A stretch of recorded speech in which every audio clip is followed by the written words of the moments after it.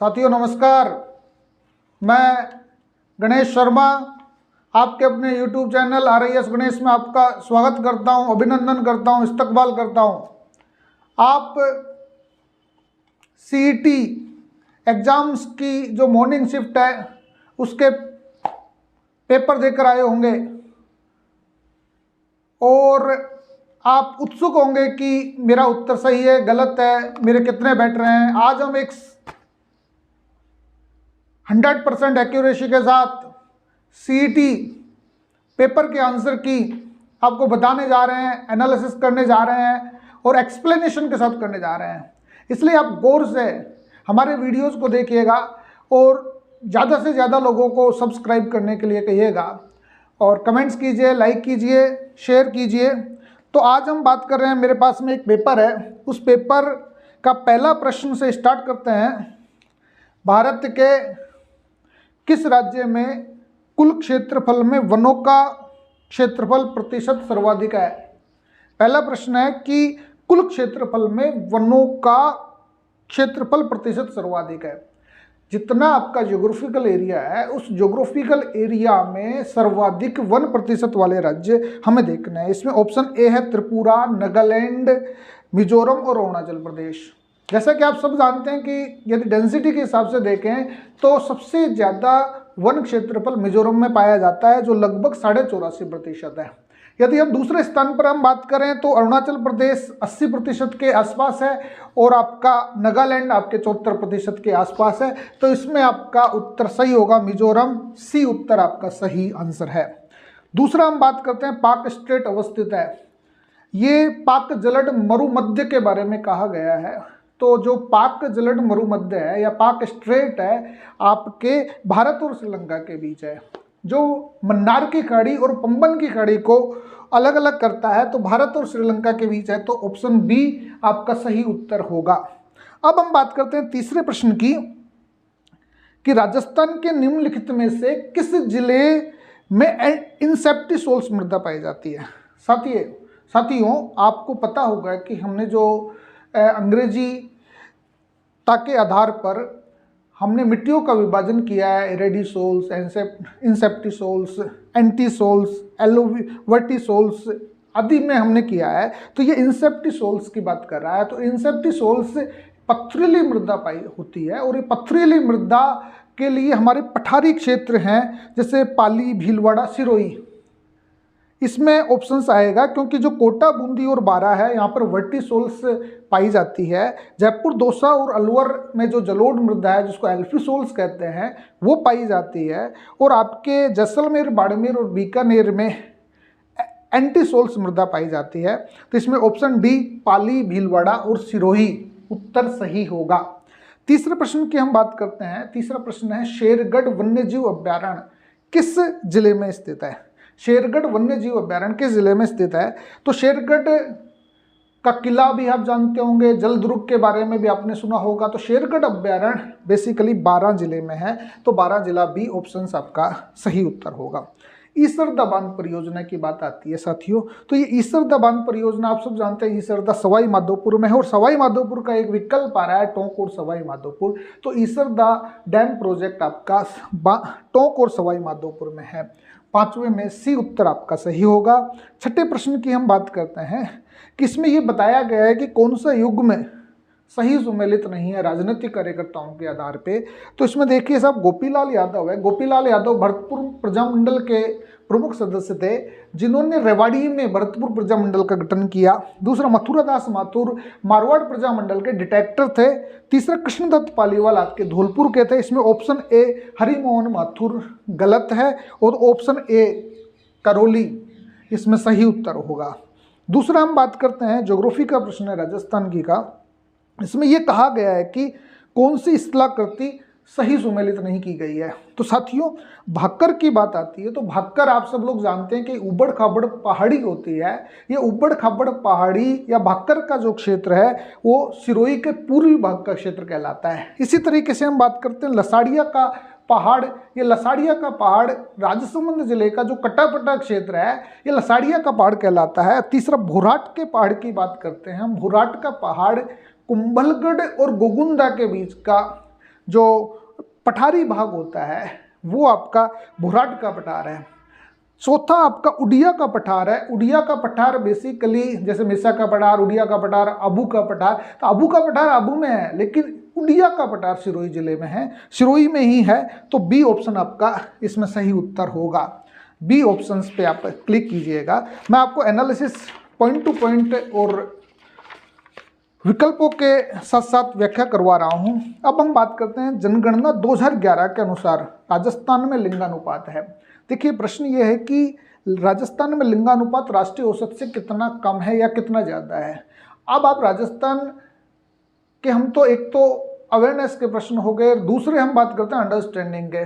तो ये अंडरस्टैंडिंग का प्रश्न है। यदि आप यूँ कहें कि 2011 की जनगणना के अनुसार हमारा लिंगानुपात 940 है भारत का, और यहाँ 928 राजस्थान का लिंगानुपात है, इसलिए 12 अंकों की कमी बताता है। तो 12 अंक तो है नहीं, इसमें 11 बिंदु कम बताया गया है, तो राष्ट्रीय औसत से 11 बिंदु हो सकता है। ये थोड़ा सा प्रश्न को गलत तरीके से पेश किया गया है, तो ये चीज़ें हम नहीं कह सकते। अब आता है राज्य पर्यावरण नीति राजस्थान में कब घोषित की गई थी। देखिए साथी, आजकल जो प्रश्न आ रहे हैं नीतियों के जो प्रश्न आ रहे हैं वो प्रश्न आपके अलग अलग उसमें आते हैं। तो जो स्टेट एनवायरमेंटल पॉलिसी है राजस्थान सरकार ने 2010 में जारी की थी, इसमें 2010 ऑप्शन बी में है, तो 90 में आपका बी प्रश्न होगा, बी ऑप्शन होगा। तीसरा हम बात करते हैं अडानी हाइब्रिड एनर्जी की। अडानी हाइब्रिड एनर्जी ने एक सहायक कंपनी के रूप में भारत का पहला पवन सौर हाइब्रिड पावर प्लांट कहाँ स्थापित किया है।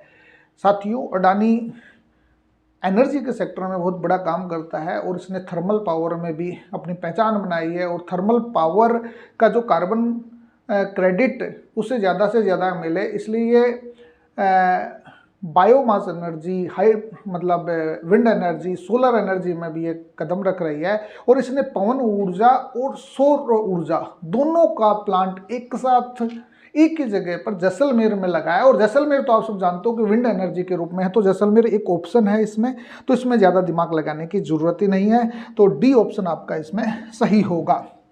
चौथा 11वें प्रश्न पे हम बात करते हैं कि कौन सा खनिज क्षेत्र सही सुमेलित नहीं है। बहुत अच्छा प्रश्न है ये। मैग्नीज आप सब जानते हो कि काला खूंटा मैग्नीज का है, लोह अयस्क मोरिजा डाबला का है, और रोक फोस्फेट जामर कोटड़ा में होती है खनिज क्षेत्र है। तो तांबड़ा ये सही सुमेलित नहीं है, क्योंकि काला गुमान जस्ता की उस खाने हैं, इसमें ऑप्शन बी आपका सही उत्तर होगा। अब हम बात करते हैं राजस्थान के जो 1857 की क्रांति हुई उसमें जयपुर के पॉलिटिकल एजेंट कौन थे। साथियों, मेजर बर्टन कोटा के थे, मोकमेसन जोधपुर के थे, मेजर मॉरिसन भरतपुर के थे। इसमें विलियम ईडन आपके जयपुर के पॉलिटिकल एजेंट अपने आप सही हो जाते हैं। ये बड़े एनालिटिकल प्रश्न है, इसे सोचने समझने के आधार पर ही आप उत्तर कर सकते हैं। अब 13वें प्रश्न पर आते हैं। 13वां प्रश्न ये कहता है कि 19वीं सदी के उत्तरार्ध में मेवाड़ में देश हितैषणी सभा की स्थापना हुई थी। 19वीं सदी का उत्तरार्ध बता रहा है। साथियों, आप सब लोग जानते हैं कि 1877 में देश हितैषणी सभा का गठन अंग्रेजों द्वारा किया गया था, और इसका सभा का मुख्य उद्देश्य समाज सुधार था। समाज सुधार नहीं था, राजपूती समाज में जो व्याप्त बुराइयां हैं उनको सुधार करना था, इसलिए ऑप्शन 1 इसमें सही होगा। तो 13वें प्रश्न में आपका एक कथन सही है। दूसरा हम बात करें किसने चौरी कर लगाया था। ये ठिकानेदार थे बिजोलिया किसान आंदोलन में, जो कृष्ण सिंह नाम के एक ठिकानेदार थे, जागीरदार थे, उन्होंने बेटी के ब्याह पर चौरी कर लगाया था। तो बिजोलिया आपका डी ऑप्शन सही उत्तर है। फिर हम बात करते हैं लोदरवा। लोदरवा जैसलमेर में है। लोदरवा के लिए आप सब जानते हो कि लोदरवा जैनियों का प्रसिद्ध स्थल है, लोदरवा की देवी भी है, और लोदरवा जैनियों का स्थल है। ऑप्शन ए इसमें आपका सही उत्तर होगा। अब हम बात करते हैं 16वें प्रश्न के। ये इरिगेशन प्रोजेक्ट्स के बारे में है। तो इसमें आपको पता है कि सावन भादो कोटा में है, सोम कमला अम्बा डूंगरपुर में है, सोम कागदर परियोजना आपकी उदयपुर में है, लेकिन परवन लिफ्ट जयपुर में नहीं है, परवन लिफ्ट झालावाड़ और बारां जिले में है, तो इसलिए ऑप्शन ए इसमें सही उत्तर होगा। 17वें प्रश्न की हम बात करें। 17वें प्रश्न में अभी 9 अप्रैल 2022 को राजस्थान के किस कलाकार को लोक संगीत कलाकार के रूप में संगीत नाटक अकादमी पुरस्कार प्रदान किया गया। बड़ा फेमस था, राजस्थान के मामे खान लोक संगीतकार थे जिनको ये पुरस्कार मिला, और मामे खान ने विदेशों में भी प्रस्तुतियां दी थी, इसलिए मामे खान प्रचलित चर्चा में भी रहे हैं। अब प्रश्न आता है महणसर। महणसर के बारे में आप सब लोग जानते हो कि महणसर हवेली है आपके शेखावाटी की, तो शेखावाटी की 360 खिड़कियों की हवेली के लिए जानी जाती है, तो ऑप्शन सी आपका सही उत्तर होगा। बातारी फुलवारी, ये प्रश्न बड़ा जटिलता लिए हुए प्रश्न है। जो बातारी फुलवारी आप सब लोग जानते हैं कि विजयदान देथा द्वारा लिखी गई है, और विजयदान देथा में इसमें 14 यूनिट्स में विभाजित किया था बातारी फुलवारी को, तो इसमें 14 खंड आपके आएंगे। ऑप्शन डी इसमें सही उत्तर है 19वें में। 20वें प्रश्न की हम बात करते हैं कि 15वें वित्त आयोग के अध्यक्ष। साथियों 15वें वित्त आयोग के अध्यक्ष डॉक्टर NK सिंह को 2017 में नियुक्त किया था, और 2020 से 2025 तक इन्होंने 15वें वित्त आयोग के रूप में केंद्र राज्यों के मध्य करों के बंटवारे और अनुदान की सिफारिश की है, तो ये NK सिंह आपका सही उत्तर है। अब हम बात करते हैं 21वें प्रश्न की। ये प्रश्न भी काफ़ी ज़बरदस्त प्रश्न है। इसमें यह बताया गया है कि 1960-61 में गहन कृषि जिला कार्यक्रम, जिसको हम कहते हैं IDAP कार्यक्रम, intensive development of agriculture districts, ये कार्यक्रम था। ये कार्यक्रम 1960-61 में कितने जिलों में शुरू किया गया था? बेसिकली हमारे देश में खाद्यान्न उत्पादन को बढ़ावा देने के लिए भारत सरकार ने 1960-61 का मतलब हुआ दूसरी पंचवर्षीय योजना के अंतिम वर्षों में भारत के 7 जिलों में यह कार्यक्रम शुरू किया था, जिसमें राजस्थान का एक जिला पाली भी शामिल था, इसलिए इसमें 7 जिले, ऑप्शन बी इसमें सही उत्तर होगा। पूरे देश के 7 जिले थे, राजस्थान का मात्र एक जिला था जो था पाली। और आजकल ये खाद्यान्न को बढ़ावा देने के लिए भारत सरकार द्वारा राष्ट्रीय खाद्य प्रसंस्करण मिशन NFSM चलाया जा रहा है। अब शिव समुद्रम जलप्रपात, सब लोग जानते हैं कि शिव समुद्रम जलप्रपात शरबती नदी पर है, शरबती नदी, ये बी ऑप्शन इसमें सही होगा। अब हम बात करते हैं राजस्थान के राज्यपाल पदेन कुलाधिपति होते हैं, मतलब ये कहते हैं एक्स ऑफिशियो चांसलर राजस्थान के राज्यपाल किसके होते हैं? राजस्थान के समस्त राज्य विश्वविद्यालयों के, बिल्कुल सही है कि राज्यों के विश्वविद्यालयों के ही चांसलर होते हैं। दूसरा, राज्य और निजी विश्वविद्यालयों के साथ केंद्रीय विश्वविद्यालयों के चांसलर, केंद्रीय विश्वविद्यालयों के चांसलर राष्ट्रपति होते हैं, तो ये ऑप्शन आपका गलत है। समस्त राज्य विश्वविद्यालयों से राजस्थान के भूभाग में कार्यरत केंद्रीय विश्वविद्यालय, ये भी आपका गलत है। राज्य के साथ निजी विश्वविद्यालयों के चांसलर, ये आपका सही है, क्योंकि निजी विश्वविद्यालयों के भी चांसलर राज्यपाल होते हैं। ऑप्शन डी इसमें सही उत्तर होगा। अब हम बात करते हैं 24वें प्रश्न की। 24वां प्रश्न आपका डी ऑप्शन है इसमें।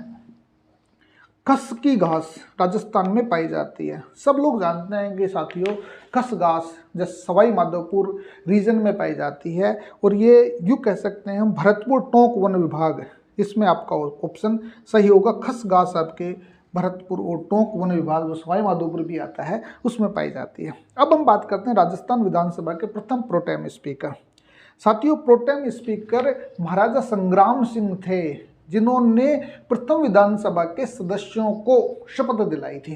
तो महाराज संग्राम सिंह, बिल्कुल सिंपल ऑप्शन है, इसमें आसानी से उत्तर दिया जा सकता है।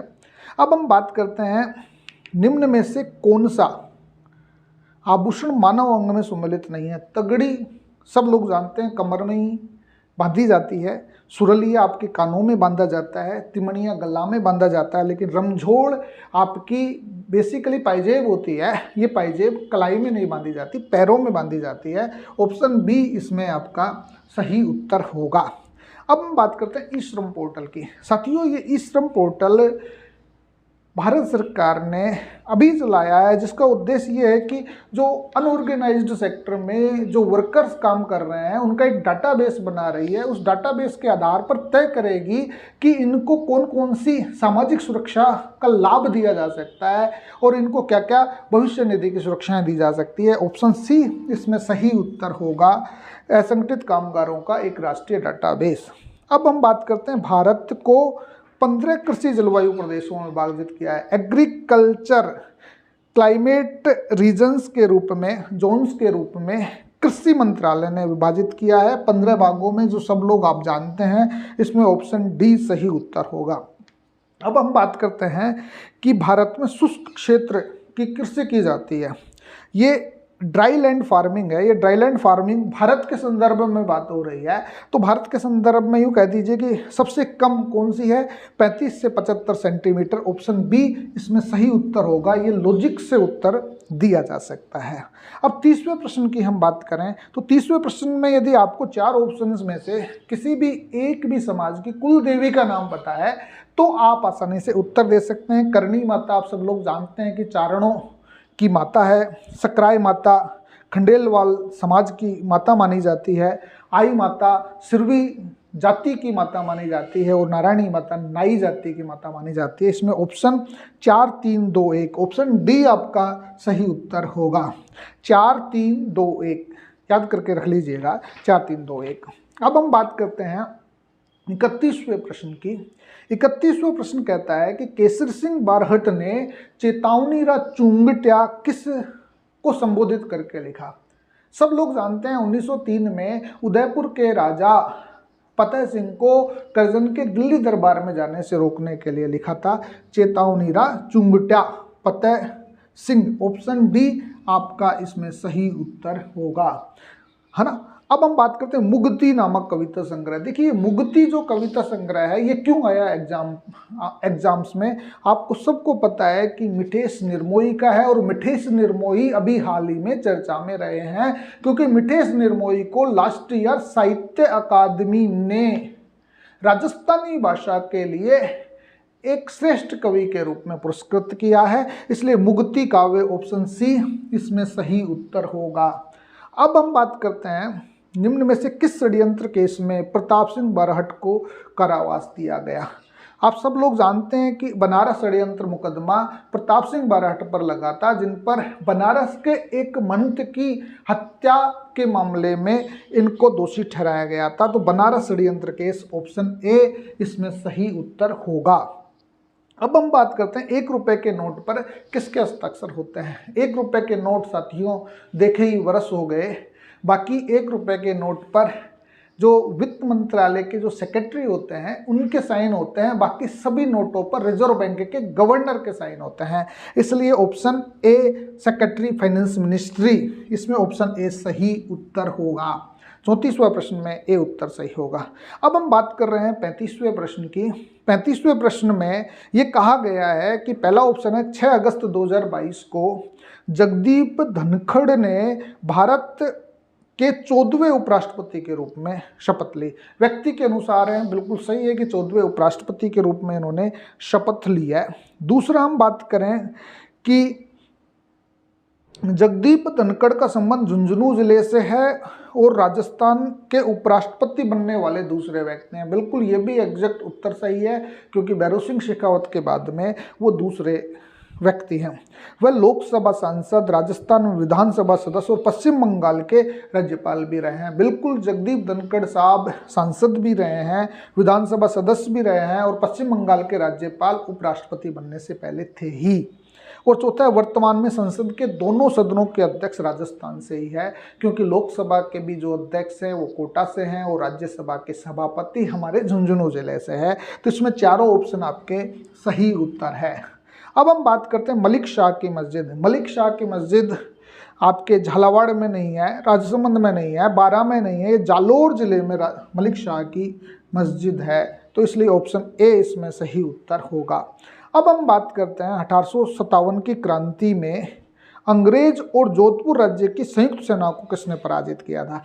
37वां प्रश्न, आप सब लोग जानते हैं कि 1857 की क्रांति में बिठौड़ा का युद्ध जो लड़ा गया था, और फिर उसके बाद में एक युद्ध चैलावास का युद्ध लड़ा गया था, जिसमें जोधपुर की सेना और अंग्रेजी सेना दोनों को ठाकुर कुशाल सिंह आहुआ के उन्होंने हराया था। इसलिए ऑप्शन डी इसमें सही उत्तर होगा।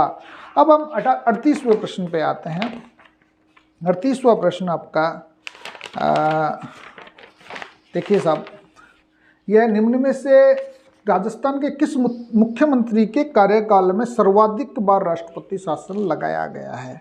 देखिए साथियों, आपको दिमाग ही नहीं लगाना कि राजस्थान में 4 बार राष्ट्रपति शासन लगा है।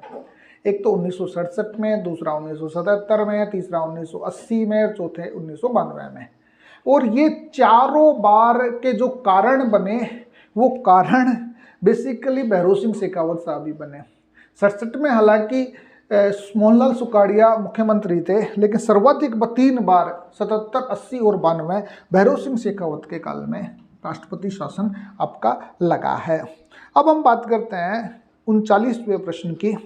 39वां प्रश्न कहता है मक्का का सर्वाधिक उत्पादन कहाँ होता है? मक्का आप सब जानते हैं कि मेवाड़ में और हड़ौती में मक्का सबसे ज़्यादा पैदा होती है, इसलिए दक्षिण और दक्षिण पूर्वी राजस्थान, ए ऑप्शन आपका सही उत्तर होगा। अब हम बात करते हैं 40वें प्रश्न की।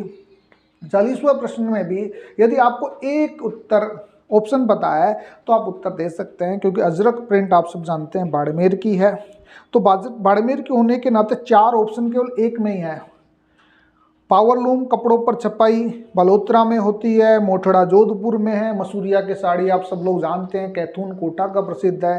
तो आपका 4, 3, 2, 1 ऑप्शन सही है। ऑप्शन ए 40वें में ए सही है। आप चाहो तो स्क्रीनशॉट ले सकते हैं। अब हम बात करते हैं 41वें प्रश्न की। केंद्रीय बैंक द्वारा निम्न में से कौन सी साख नियंत्रण की परिमाणात्मक विधि है? ये परिमाणात्मक का मतलब होता है क्वांटिटेटिव। मात्रात्मक विधि कौन सी है? प्रत्यक्ष कार्रवाई, डायरेक्ट एक्शन, गुणात्मक विधि है। मार्जिन की आवश्यकता जिसको हम कहते हैं कंट्रीब्यूशन की आवश्यकता, ये भी आपकी गुणात्मक विधि है। और राशनिंग जो की जाती है बैंकों के द्वारा, ये अन्य उपाय अन्य उपायों के तहत सरकार के द्वारा की जाती है, ये आपकी गुणात्मक और अन्य उपायों में आती है। बैंक रेट आपकी मात्रात्मक है। सिंपल ऑप्शन है, लेकिन जिसको समझ नहीं है वो उत्तर नहीं दे सकता, इसलिए ऑप्शन सी इसमें सही उत्तर होगा। अब हम 42वें प्रश्न की बात कर रहे हैं। श्रीधर अंधारे को किस चित्र शैली को प्रकाश में लाने का श्रेय दिया जाता है? आप सब लोग जानते हैं डिकिंसन किशनगढ़ शैली के थे, और श्रीधर अंधारे देवगढ़ शैली को प्रकाश में लाने का श्रेय था, जो मेवाड़ स्कूल की एक शैली मानी जाती है। श्रीधर अंधारे, ऑप्शन डी इसमें आपका सही उत्तर होगा। अब हम बात करते हैं हटुंडी में। हटुंडी में गांधी आश्रम खोला था, अजमेर में है ये, और अजमेर के पुरोधा सब आप लोग जानते हैं हरिभाऊ उपाध्याय रहे हैं, इसलिए ऑप्शन सी हरिभाऊ उपाध्याय इसमें सही उत्तर होगा। अब हम 44वें प्रश्न की बात करें। 44वें सतपुड़ा श्रृंखला का भाग नहीं है साथियों, सतपुड़ा श्रृंखला के भाग की बात कर रहा है। और सतपुड़ा में आप जानते हैं कि महादेव पहाड़ी आती है, सतपुड़ा में आपकी मैकाल की पहाड़ी आती है, सतपुड़ा में आपकी राजपीपला की पहाड़ी आती है। ये आप जब नदियाँ पढ़ते होंगे तो उसमें मैकाल की पहाड़ी, महादेव पहाड़ी, राजपीपला की पहाड़ी, ये सारी चीज़ें आपने पढ़ी होगी। तो ये सब पहाड़ियाँ आपके सतपुड़ा श्रेणी में आती है। लेकिन जहाँ तक भार्नेर की पहाड़ियों की बात है, भार्नेर की पहाड़ियाँ विंध्याचल पर्वतमाला की पहाड़ी मानी जाती है, इसलिए ऑप्शन ए इसमें सही उत्तर होगा। अब हम बात करते हैं 45वें प्रश्न की। 45वां प्रश्न ये कहता है 2011 की जनगणना के अनुसार राजस्थान की कुल जनसंख्या में अनुसूचित जनजाति की जनसंख्या का प्रतिशत है। साथियों, ये जो जनसंख्या के प्रश्न है, जनसंख्या के प्रश्न में हमें ये देखना होता है कि एससी का, एसटी का, जनरल क्लास का, या फिर यूँ कहे कि लिंगानुपात कितना है, साक्षरता कितनी है। तो इसमें 13.5% आपका बनता है एसटी क्लास का, और 16.5 के आसपास बनती है आपकी एससी क्लास। तो कुल मिलाकर ये 30% के आसपास बनता है। तो इसमें 13.5% मतलब 13.48% के आसपास है। ऑप्शन बी इसमें 45वें में सही उत्तर माना जाता है। अब हम बात करते हैं फ्रेंच ओपन 2020 में महिला एकल की विजेता। फ्रेंच ओपन की विजेता में ये जो ऑप्शंस दे रखे हैं इसमें हम कह सकते हैं कि पहली महिला थी जिन्होंने फ्रेंच ओपन जीता किसी देश की, वो थी पोलैंड की इगा स्वितेक। इगा स्वितेक ने पोलैंड की थी महिला एकल का खिताब जीता था। बल्कि जो शुरुआत के जो गार्सिया और म्लादिनेविक थे इन्होंने युगल, फ्रेंच का युगल खिताब जीता था। इसलिए ऑप्शन डी 46वें में आपका बनता है। अब हम बात करते हैं 47वें प्रश्न की। 47वें प्रश्न में यह है कि किस रेलवे स्टेशन को हाल ही में platinum green railway station rating दी है। ये बिल्डिंग प्लान के आधार पर रेलवे स्टेशन को रेलवे मंत्रालय रेटिंग दे रहा है, तो पूरे देश में ग्रीन रेलवे मतलब प्लेटिनम ग्रीन रेलवे रेटिंग दी गई है जोधपुर जिले को। बहुत जोरदार प्रश्न है आपका 47वां, इसमें ऑप्शन ए आपका सही उत्तर होगा। अब हम बात करते हैं राजस्थान का सबसे बड़ा कृषि जलवायु प्रदेश कौन सा है। कृषि जलवायु प्रदेश के रूप में हम बात करें तो सबसे ज़्यादा यहाँ शुष्क क्षेत्र है, शुष्क में भी अति शुष्क क्षेत्रों को हम कह सकते हैं। तो इसमें ऑप्शन डी अति शुष्क आंशिक सिंचित क्षेत्र को हम ऑप्शन डी सबसे बड़ा क्षेत्र मान सकते हैं। तो ये बात हो गई आपकी। अब 49वें प्रश्न की हम बात करें। 49वें प्रश्न में यह है कि टीकाराम पालीवाल राजस्थान के एकमात्र ऐसे मुख्यमंत्री हैं जो उप मुख्यमंत्री भी रहे। देखिए साहब, पहले निर्वाचित मुख्यमंत्री टीकाराम पालीवाल, फिर बाद में जब जयनारायण व्यास को राजस्थान का मुख्यमंत्री बना दिया गया तो टीकाराम पालीवाल उप मुख्यमंत्री बन गए।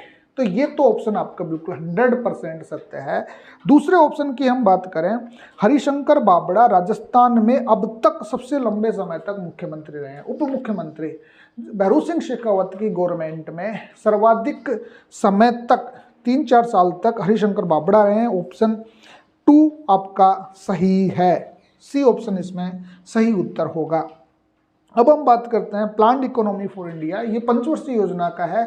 तो इसमें जो हमारे महान इंजीनियर हैं एम विश्वेश्वरैया, उन्होंने ये किताब 1934 में लिखी थी, planned economy for India, M Visvesvaraya की है, जो ऑप्शन डी इसमें सही उत्तर होगा। तो ये 50 प्रश्नों की एक श्रृंखला थी जिसमें हम बता रहे थे। अब 51वें प्रश्न पे आते हैं। प्रश्न पे हम आते हैं, राष्ट्रीय केसर मिशन जो नेशनल सेफ्रॉन मिशन है आपका, किसका सब प्लान है। सेफ्रॉन आप सब जानते हैं कि कश्मीर में उगती है, और कश्मीर में होने के नाते जो केसर की खेती को बढ़ावा किसके तहत दिया गया है। आप सब लोग जानते हैं कि राष्ट्रीय कृषि विकास योजना 2005 में शुरू की गई थी, जिसका उद्देश्य था कि हमारी एग्रीकल्चर सेक्टर की जो ग्रोथ रेट है हमारी 4% होनी चाहिए। दूसरी हम बात करते हैं राष्ट्रीय खाद्य सुरक्षा मिशन की। राष्ट्रीय खाद्य सुरक्षा मिशन 2007 में शुरू किया गया था। राष्ट्रीय बागवानी मिशन 2005 में शुरू हुआ था। राष्ट्रीय नगद फसली प्रोग्राम आपका अलग कॉन्सेप्ट्स में है। तो ये जो सेफ्रॉन मिशन है राष्ट्रीय कृषि विकास योजना के सब प्लान के तहत 2005 में ही शुरू की गई थी कश्मीर के लिए। इसमें ऑप्शन ए आपका सही उत्तर होगा। अब हम बात करते हैं राजस्थान राज्य सूचना आयोग सूचना नहीं देने पर अधिकतम कितनी राशि का जुर्माना अधिकारियों पर आरोपित कर सकता है। आप सब लोग जानते हैं साथियों कि आरटीआई एक्ट 2005 के अंतर्गत सरकारी विभागों की सूचनाएं नागरिकों को एक निर्धारित समयावधि में देने का प्रावधान है, लेकिन फिर भी अधिकारी सूचना समय पर नहीं देता है तो जो आपका लोक सूचना अधिकारी है और प्रथम अपील अधिकारी है, दोनों पर राज्य सूचना आयोग 25,000 रुपये तक का जुर्माना आरोपित कर सकता है। इसमें ऑप्शन बी आपका 25,000 रुपया उत्तर सही होगा। अब हम बात करते हैं राजस्थान में नगर पालिका अध्यक्ष के विरुद्ध अविश्वास प्रस्ताव पर विचार करने के लिए किसी बैठक के गठन के लिए गणपूर्ति उसमें मतदान के हकदार व्यक्तियों की कुल संख्या की कितनी होगी। अब इसमें बात ये आती है कि नगर पालिका के जब चुनाव होते हैं, चुनाव होने के बाद में अध्यक्ष निर्वाचित किया जाता है। निर्वाचित होने के बाद में हमने ये पढ़ा है कि प्रथम 2 साल तक कोई भी पार्षद उनके विरुद्ध अविश्वास प्रस्ताव नहीं ला सकता। यदि 2 वर्ष के बाद में अविश्वास प्रस्ताव लाते भी हैं तो भी ये बात तय की गई है कि जो उसका जो कोरम होगा उस दिन गणपूर्ति जो होगी उसमें कौन मतदान करेंगे वो कम से कम 3/4 व्यक्ति इसमें शामिल होने चाहिए। इसलिए ऑप्शन बी इसमें सही उत्तर होगा। 3/4 उपस्थित होना जरूरी है, अन्यथा वो नहीं माना जाएगा। अब हम बात करते हैं राजस्थान में राज्य वित्त आयोग के प्रथम अध्यक्ष। आपको पता है साथियों, पंचायती राज अधिनियम 1994 में लागू हुआ और भारतीय संविधान के अनुच्छेद 243 आई और 243 वाई में राज्य वित्त आयोग के गठन का प्रावधान है। और 1995 से 2000 के मध्य राज्य में पंचायती राज संस्थानों, नगरीय निकायों और राज्यों के मध्य करों के बंटवारे की सिफारिश के लिए प्रथम वित्त आयोग का गठन पूर्व वित्त मंत्री के गोयल की अध्यक्षता में किया गया था। ऑप्शन सी इसमें सही उत्तर आपका होगा, के गोयल साहब। बढ़ार क्या है? ये एक हमारी संस्कारों से जुड़ा हुआ प्रश्न है, हमारी सामाजिक प्रथाओं से जुड़ा हुआ प्रश्न है। बेसिकली बढ़ार एक रिसेप्शन है। जब ब्याह हो जाता है, ब्याह होने के बाद में जो दूसरे दिन सामूहिक भोज किया जाता है उसको बढ़ार कहते हैं। तो आजकल ये रिसेप्शन में बदल गया है, विवाह पर आयोजित भोज्य है, जो ऑप्शन बी आपका सही उत्तर होगा। अब हम बात करते हैं राजस्थान में सीमेंट का प्रथम कारखाना। राजस्थान में सीमेंट का कारखाना लाखेरी में भी है, गोटन में भी है, निम्बाहेड़ा में भी है, डबोक में भी है, ब्यावर में भी है। लेकिन सबसे पहले 1915 में एसीसी कंपनी द्वारा लाखेरी में खोला गया था। ये ऑप्शन सी आपका सही उत्तर होगा। अब हम बात करते हैं कौन सा वाद्य यंत्र बाकी तीन से अलग है। देखिए, शहनाई मुंह से बजाया जाता है, मशक भी मुंह से बजाई जाती है, अलगोजा भी मुंह से बजाया जाता है, लेकिन खड़ताल हाथों की वो है, एक तरीके से तत्वाद्य का रूप है। बी खड़ताल इसमें सही उत्तर होगा। अब हम बात करते हैं 98वें प्रश्न की। राजस्थान में कौन से जिलों में जनसंख्या घनत्व 100 व्यक्ति प्रति वर्ग किलोमीटर से कम पाया जाता है? तो ये प्रश्न है 100 व्यक्ति प्रति वर्ग किलोमीटर। जैसलमेर और पाली तो आपका बनता है और बाड़मेर भी आपका बनता है। तो इसमें ऑप्शन ए आएगा, जैसलमेर, पाली और बाड़मेर। जैसलमेर, पाली और बाड़मेर के जनघनत्व आपका 100 से कम है, क्योंकि जोधपुर का ज़्यादा हो जाता है इसमें। अब ये चीज़ें 59वें प्रश्न पे हम आते हैं। भील जनजाति के पुरुष कमर पर जो वस्त्र लपेटा करते हैं उसे क्या कहते हैं? कमर पर जो यहाँ लपेटते हैं भील, उसको कहते हैं खोएतू। खोएतू इसमें आपका ऑप्शन ए आएगा, क्योंकि पोत्या आपका मत्थे पे बांधने का होता है, जामा पहनने का होता है, ये चीज़ें हैं। कछाबू महिलाओं का होता है। अब सीमा सुरक्षा बल द्वारा जनवरी 22 में राजस्थान की सीमा पर कौन सा अभियान चलाया गया? आपको पता हो, बीएसएफ सालाना ऑपरेशन सर्द हवा नामक एक सैन्य अभियान चलाती है। ऑपरेशन सर्द हवा आपका ऑप्शन बिल्कुल सही है। ये करंट भी नहीं डालते तब भी ऑपरेशन सर्द हवा ही सही उत्तर होता। सर्वाधिक रागी उत्पादक राज्य है। 61वां प्रश्न है आपका, सर्वाधिक रागी उत्पादक राज्य है। रागी मोटे अनाज में आता है, जिसकी बड़ी डिमांड है, और 2023 का वर्ष तो साथियों यूएनओ ने मोटे अनाज के रूप में घोषित किया है। तो रागी का सबसे ज़्यादा उत्पादक राज्य है महाराष्ट्र। तो ऑप्शन ए इसमें सही उत्तर होगा, महाराष्ट्र सही उत्तर होगा।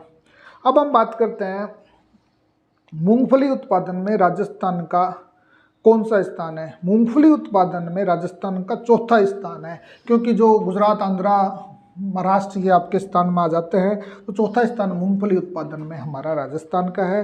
63वें प्रश्न की हम बात करते हैं। विजय स्तंभ पर पहला स्मारक टिकट कब जारी होता? डाक टिकट 1949 में ही हो गया था साथियों। 15 अगस्त 1949 को विजय स्तंभ पर डाक टिकट जारी हुआ था। ऑप्शन ए इसमें सही उत्तर है।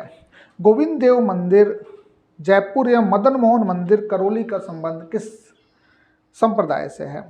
साथियों, वल्लभ संप्रदाय के पीठ नाथद्वारा में है, नाथ संप्रदाय आपके जोधपुर में है, रामसनेई आपके शाहपुरा में है, और जो गोडिया संप्रदाय की पीठ है वो आपके जयपुर में जो गोविंद देव जी का मंदिर है, या मदन मोहन जी का करौली में मंदिर है, गोडिया संप्रदाय जिसको चैतन्य महाप्रभु से जुड़ा हुआ मानते हैं, इसकी पीठ है, जिसको रूप गोस्वामी लेकर आए थे। अब हम बात करते हैं 65वें प्रश्न की। इंदिरा गांधी नहर परियोजना का प्रस्तावित लाभार्थी जिला नहीं है। साथियों, नागौर, पाली, जोधपुर सब इंदिरा गांधी नहर परियोजना से लाभान्वित होते हैं। अभी फिलहाल में सीकर का कोई प्लान नहीं है कि सीकर भी इंदिरा गांधी नहर परियोजना से लाभान्वित हो सकता है। 2011 की जनगणना के अनुसार राजस्थान के किस जिले में न्यूनतम ग्रामीण लिंगानुपात था? देखियो, लिंगानुपात सबसे कम की बात करें तो वो चीज़ें थी, धौलपुर ग्रामीण रूरल लिंगानुपात में सबसे कम आता है, तो इसमें ऑप्शन बी 928 के आसपास है जो इसमें आती है। B30 पवन ऊर्जा, जहाँ पवन ऊर्जा का नाम आते ही आपके पास जैसलमेर सीधा बैठ जाना चाहिए, तो B30 विंड एनर्जी प्रोजेक्ट भी आपके जैसलमेर में है और ये फलोदी के पास में है होने को तो, लेकिन जैसलमेर बॉर्डर पड़ जाता है। ऑप्शन ए आपका सही उत्तर है। जोधपुर का महामंदिर सब लोग जानते हैं नाथ संप्रदाय से जुड़ा हुआ है, तो ऑप्शन डी इसमें सही उत्तर आपका होगा। अब हम बात करते हैं 69 प्रश्न पर। मैं नरेगा की तर्ज पर राजस्थान के शहरी निकायों की सीमा में रहने वाले परिवारों को वित्तीय सहयोग के लिए कौन सी योजना लागू की गई है? तो ये सब लोग जानते हैं कि राजस्थान सरकार ने पूरे देश में मैं नरेगा की तर्ज पर इंदिरा गांधी शहरी रोजगार गारंटी योजना शुरू की है, तो शहरी रोजगार गारंटी योजना ऑप्शन ए इसमें सही उत्तर है। अब हम बात करते हैं हरित क्रांति से जुड़ा है। हरित क्रांति बेसिकली हाई यील्ड वैरायटीज के सीड्स से जुड़ी हुई थी, HYV से जुड़ी हुई थी। ऑप्शन डी इसमें सही उत्तर है, क्योंकि ग्रीन GNP पर्यावरण संरक्षण या GHG से इसका कोई जुड़ाव नहीं है। 71वें प्रश्न पे हम आते हैं।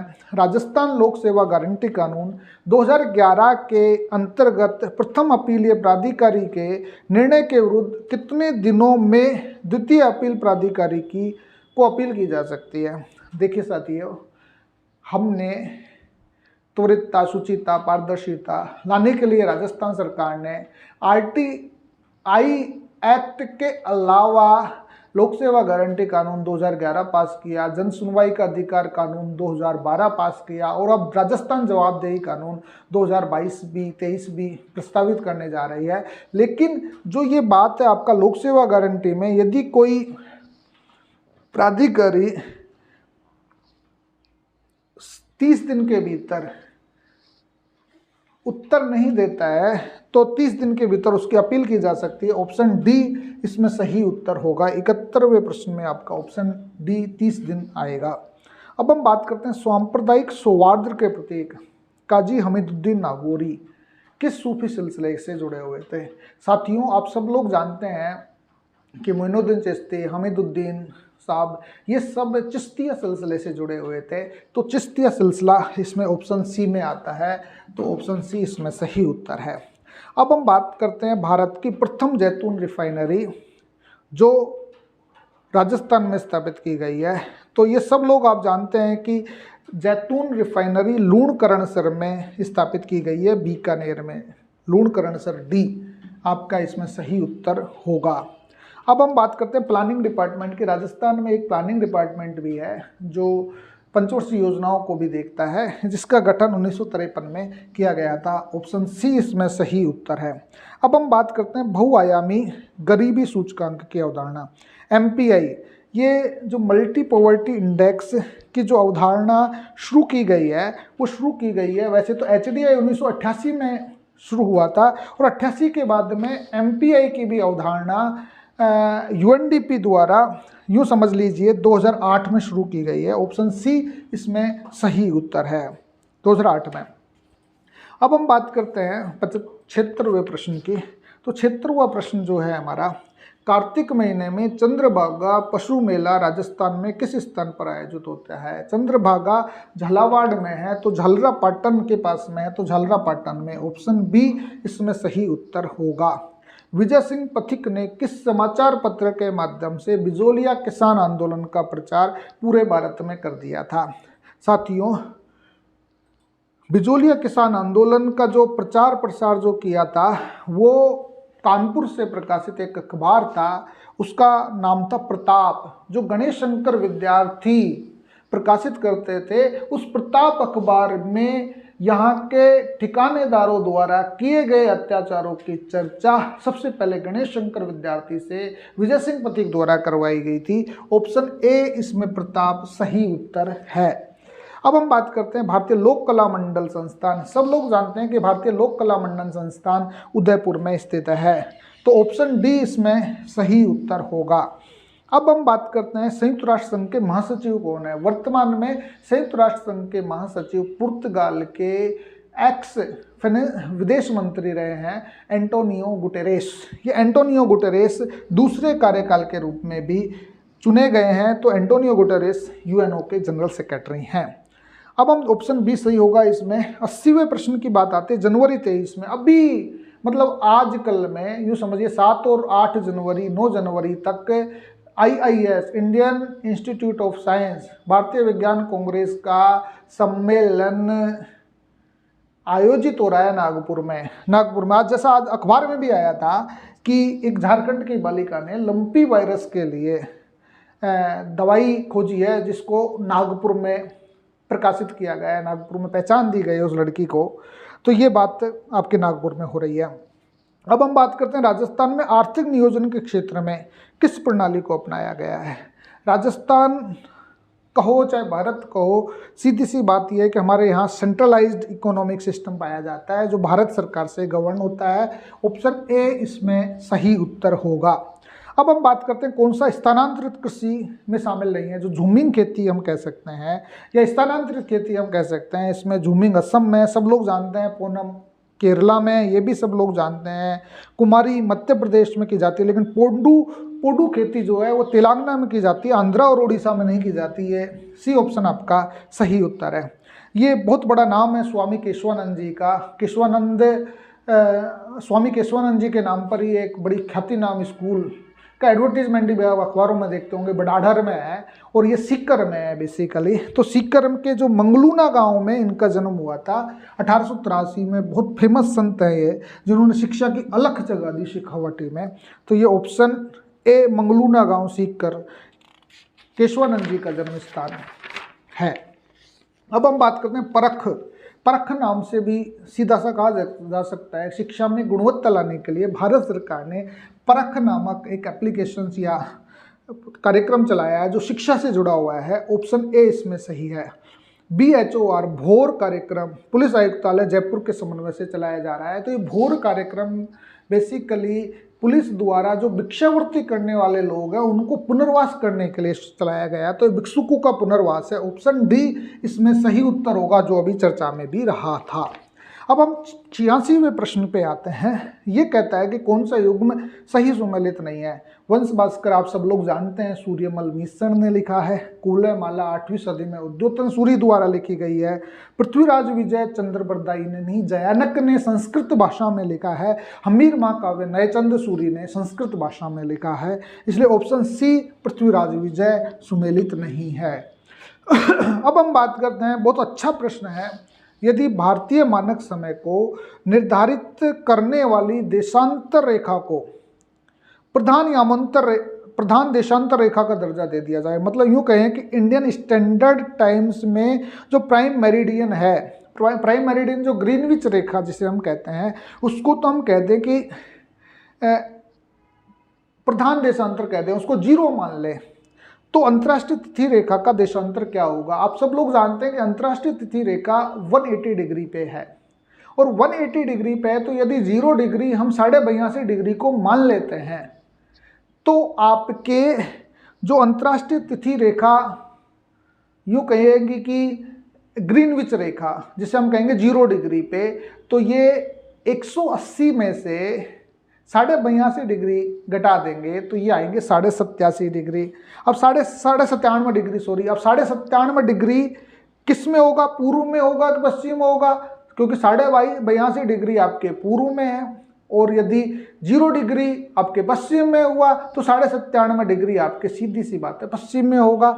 तो इसलिए ऑप्शन सी इसमें पश्चिम होगा, 97 डिग्री 30 मिनट। सी ऑप्शन इसमें सही उत्तर होगा। सब लोग जानते हैं जैसे ग्रीनविच रेखा 0 पे है और यहाँ 82.5 डिग्री है, यूँ समझ लीजिए। तो ये तो आपका पूर्व में हो गया, ये पश्चिम में हो गया। और यदि इसको यहाँ लेके आ जाएं तो 180 में से ये कर दीजिए, घटा दीजिए, तो 97.5 डिग्री हो गई अपने आप ही। तो ये 97.5 डिग्री पश्चिमी देशांतर सही उत्तर होगा, ऑप्शन सी। अब हम बात करते हैं इसमें निपुण भारत मिशन की। तो ये निपुण भारत मिशन बेसिकली कौशल भारत मिशन है। और ये शिक्षा मंत्रालय द्वारा चलाया जा रहा है। ऑप्शन सी इसमें सही उत्तर है।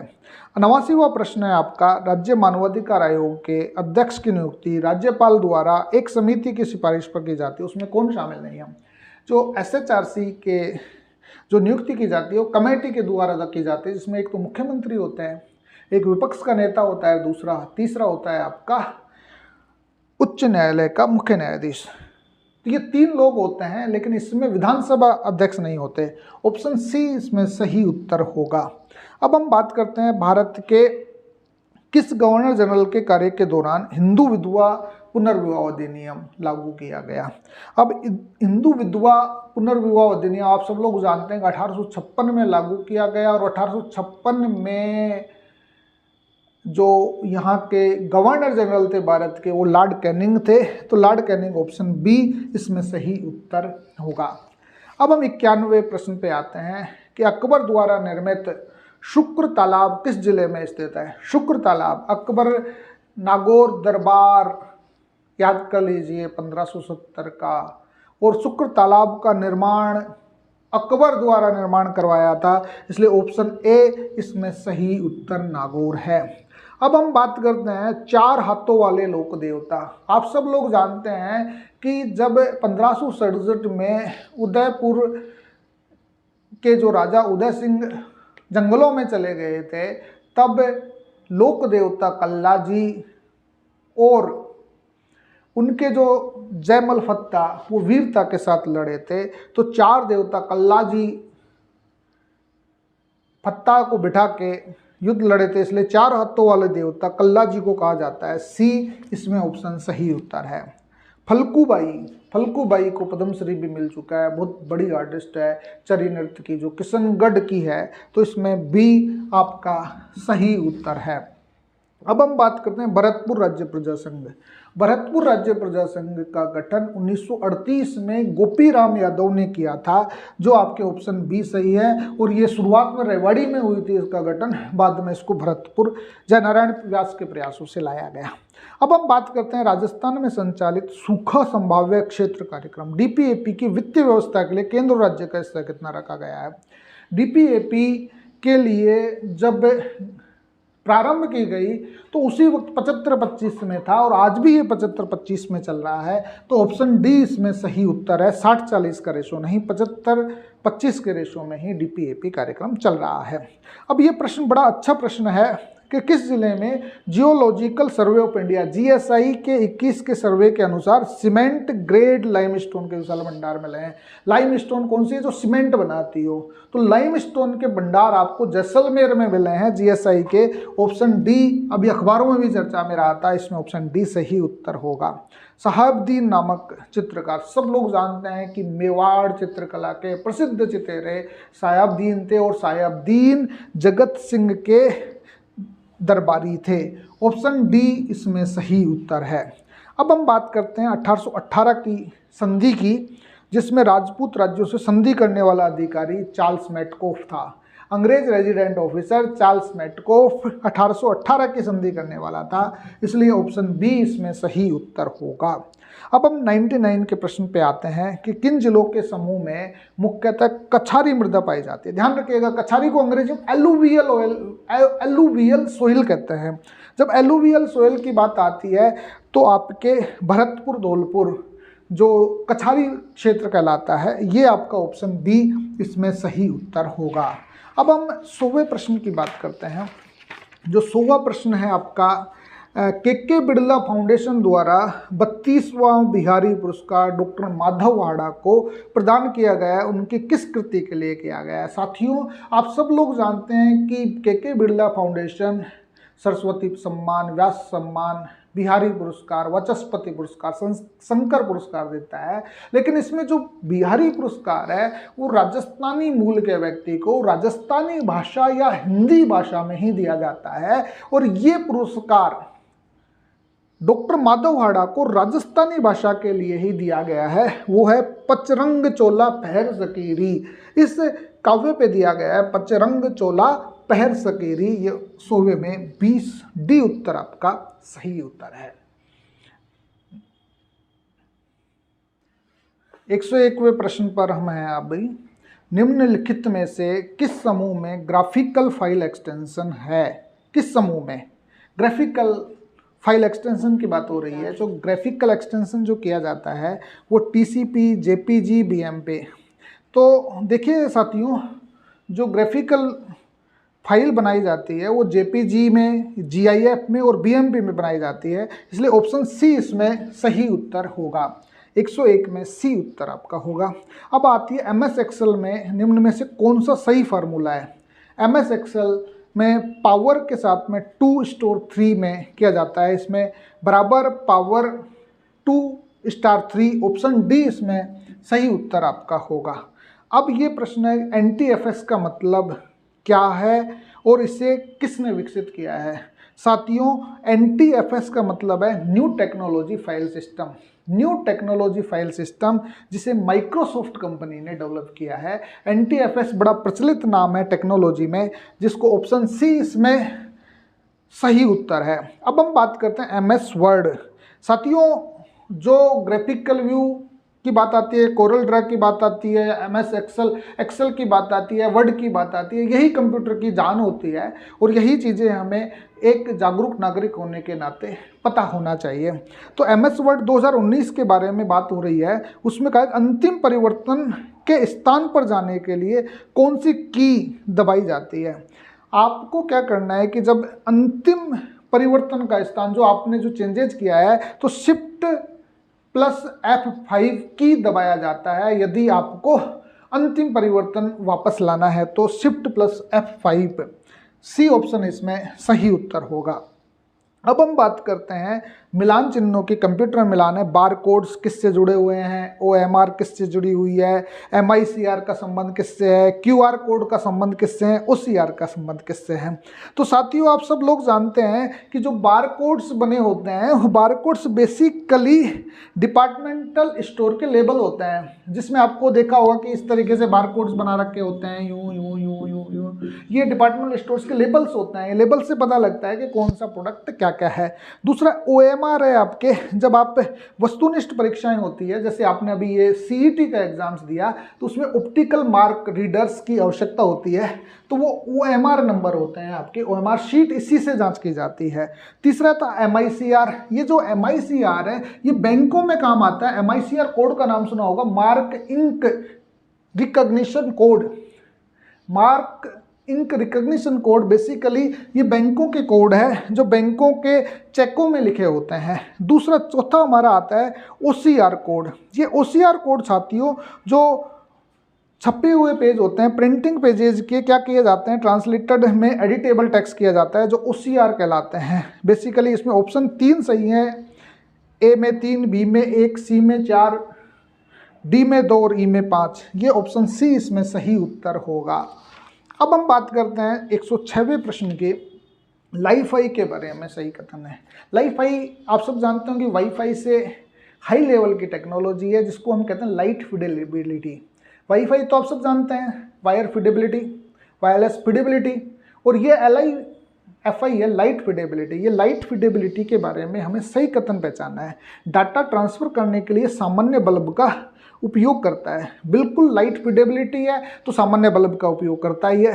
दूसरा, इसमें कहा गया यह तकनीक प्रकाश के विजिबल स्पेक्ट्रम का उपयोग करते हैं। बिल्कुल एग्जैक्ट सही उत्तर है, लाइट के जो विजिबल स्पेक्ट्रम है उसी का उपयोग करती है। लाईफाई की गति वाईफाई की तुलना में धीमी है। गलत उत्तर है कि वाईफाई की गति ज़्यादा है, मतलब वाईफाई की गति कम है लाईफाई से, और लाईफाई वाईफाई से सस्ती तकनीक होगी। ये सस्ती तकनीक नहीं है साथियों, महंगी तकनीक होगी, इसलिए ऑप्शन सी इसमें सही उत्तर है।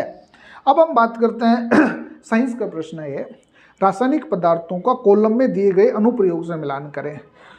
आप सब लोग जानते हैं जो ब्लीचिंग पाउडर का उपयोग बेसिकली डिकलराइजेशन के लिए होता है, विरंजनीकरण के लिए होता है। बेकिंग सोडे का जो उपयोग है एंटी एसिड के लिए होता है।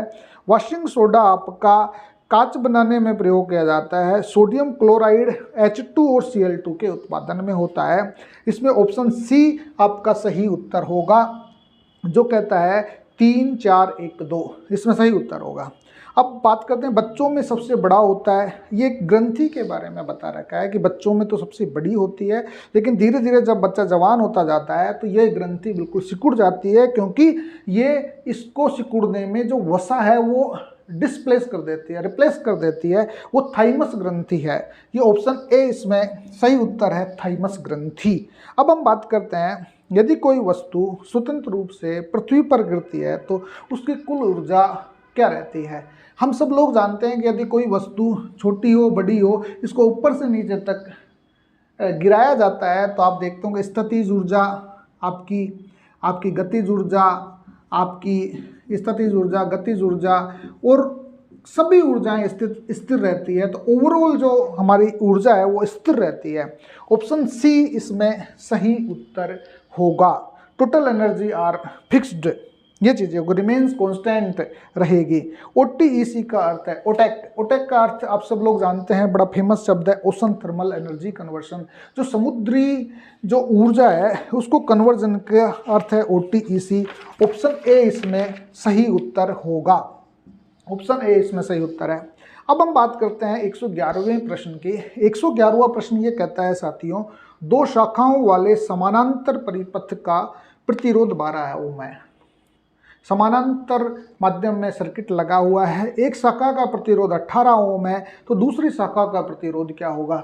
हम सब लोग छठी क्लास से पढ़ते आ रहे हैं कि 1 + R बराबर 1 + R1 + 1 R2।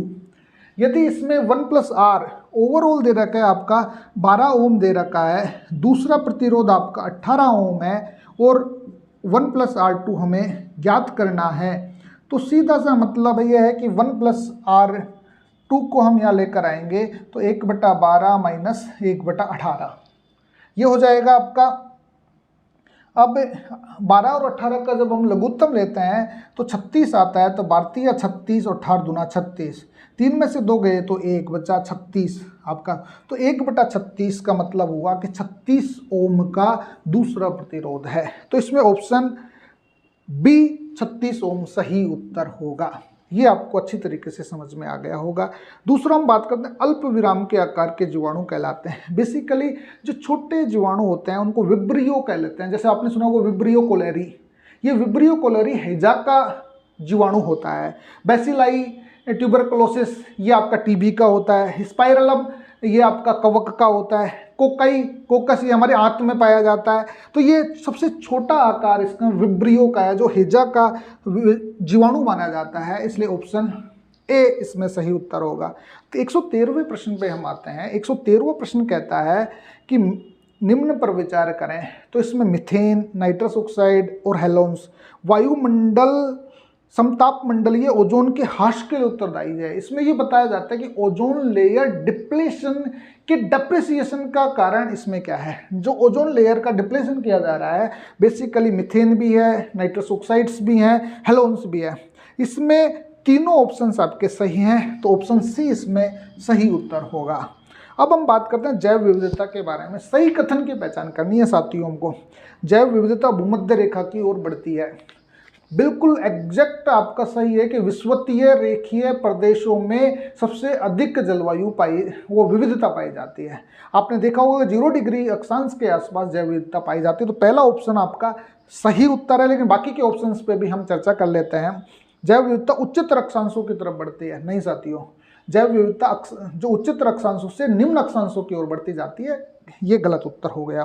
पृथ्वी पर जैव विविधता एक समान पाई ही नहीं जाती, ये ऑप्शन तो सिरे से ही खारिज कर दिया जाता है।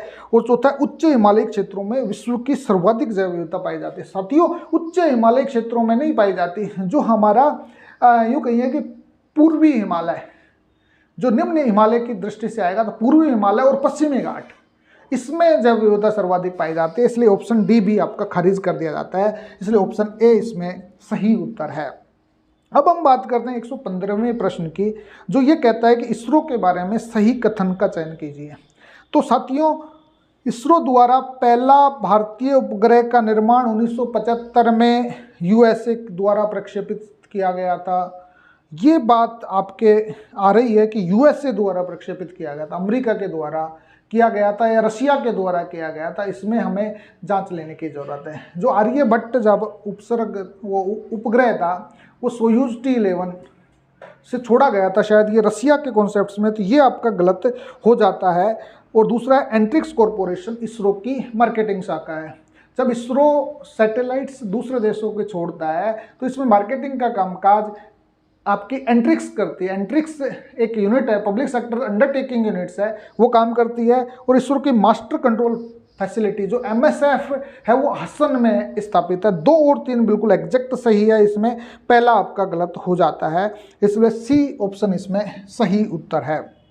दूसरा हम बात करते हैं कि श्रृंखला में गलत संख्या ज्ञात कीजिए। ये गलत संख्या का जो प्रश्न है 14, 39, 84,